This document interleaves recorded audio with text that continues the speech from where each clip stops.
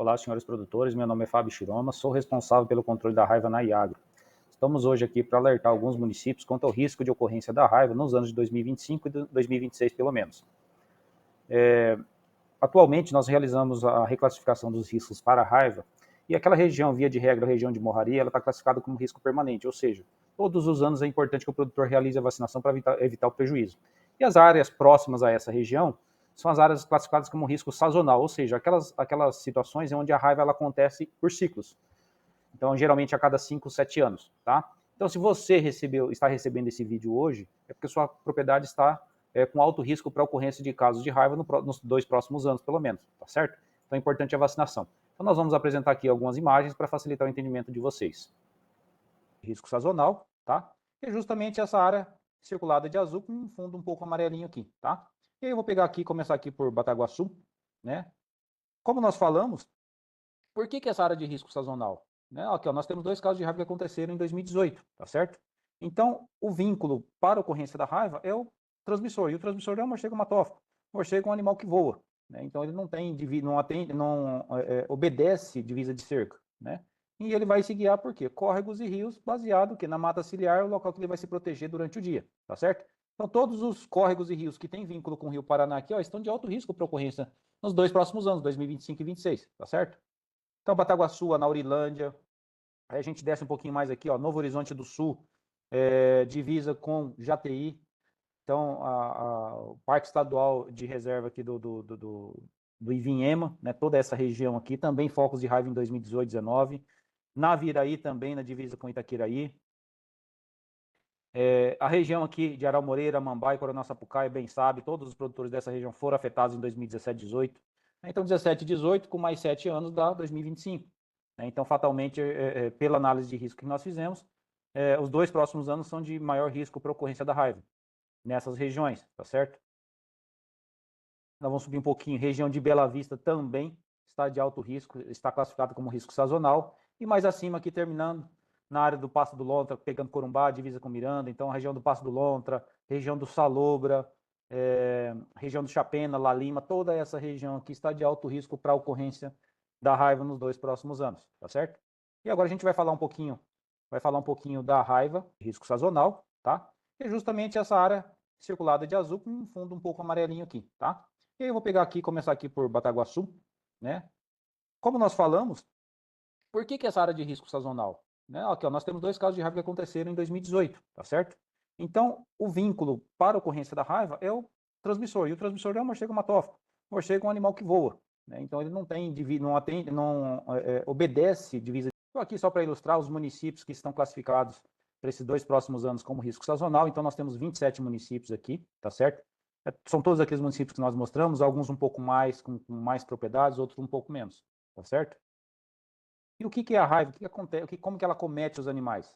Então, os animais iniciam com andar cambaleante, né? Então afeta o sistema nervoso dos animais, e o animal começa com andar cambaleante, perdendo a movimentação da parte posterior, evoluindo para um quadro final onde o animal já não consegue mais se levantar, e na tentativa de fazê-lo, começa a se arrastar igual essa bezerra aqui.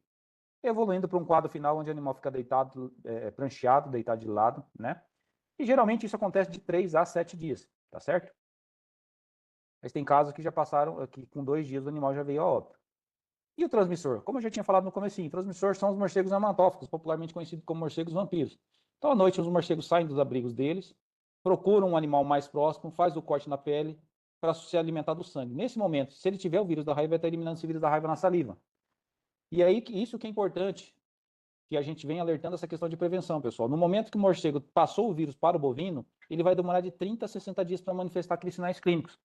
O andar cambaleante, deitar e vir a óbito. Então, quando aparecer um animal com suspeita de raiva na sua propriedade, pode ter certeza que, se for raiva, terão outros animais incubando a doença. E aí a vacina já não faz efeito, tá certo? Por isso, nós estamos passando esse alerta para que vocês realizem, aproveite o manejo reprodutivo, o manejo de desmama, qualquer manejo que vocês venham a fazer na sua propriedade com os animais, aproveite e realize a vacinação dos animais.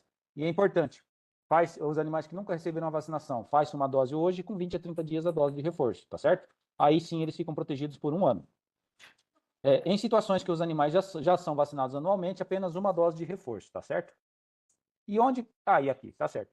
E é importante reforçar, pessoal, que não são só bovinos. Esse ano nós tivemos equinos com casos positivos para raiva, ovelha, cabritos, suínos, tá certo? Então afeta todas essas espécies. E como nós sabemos que o transmissor é um morcego hematófago, como que a Iagro pode ajudar vocês? Primeiro, alertando contra a necessidade da vacinação. Segundo, fazendo o controle desse morcego vampiro diretamente no abrigo deles. Para isso, a gente precisa de vocês, produtores rurais ou moradores da região, para nos mostrar onde tem os possíveis abrigos, tá certo? E aqui a gente tem algumas imagens, então, cavernas, casas abandonadas, turbina, que gerava energia, poço d'água, base de ponte, árvore ocada. E aqui, o que nosso pessoal faz depois que faz a captura desses morcegos? Aplica uma pasta com efeito anticoagulante. Então, esses morcegos essa pasta ela vai realizar o controle seletivo somente desses morcegos, tá certo? E como essa imagem está mostrando, é importante não destruir o abrigo, pessoal. Porque uma vez que a gente cadastra esse abrigo, a gente vai sempre retornar nesses abrigos para que possa ser realizado o controle da população desse morcego e evitando que a doença se espalhe nessa região, tá certo? E aqui um exemplo bem importante. Ó. Então, uma propriedade que está com lavoura, está com soja, tem uma casa abandonada, a mata ciliar do córrego, ou seja, o morcego sai à noite dessa casa, procura por dentro da mata ciliar, vai sair do outro lado, na área de pastagem, e se alimentar do sangue dos animais. Morcegos se alimentam somente de sangue, morcegos vampiros se alimentam exclusivamente de sangue. Então, qual vai ser a característica das fezes? Coloração vermelha, preta e consistência pastosa. Então, identificou esse tipo de fezes aqui no abrigo, pode ter certeza que é um morcego vampiro. Não tenta destruir o abrigo, não tenta exterminar esses morcegos. Esses morcegos transmitem a raiva, e a raiva é uma enfermidade que afeta os animais, mas também afeta o homem e não tem cura, pessoal. Por isso, nosso pessoal precisa ir, porque o nosso pessoal é vacinado, tá certo? E reforçando que não existe interdição, não existe multa da propriedade que tem um animal doente ou que tem um possível abrigo, tá certo? Então, reforço que essa necessidade de não manusear o animal, procurar o escritório da Iagro mais próximo para que possa fazer o atendimento gratuito desse animal doente ou chamar o médico veterinário de sua confiança.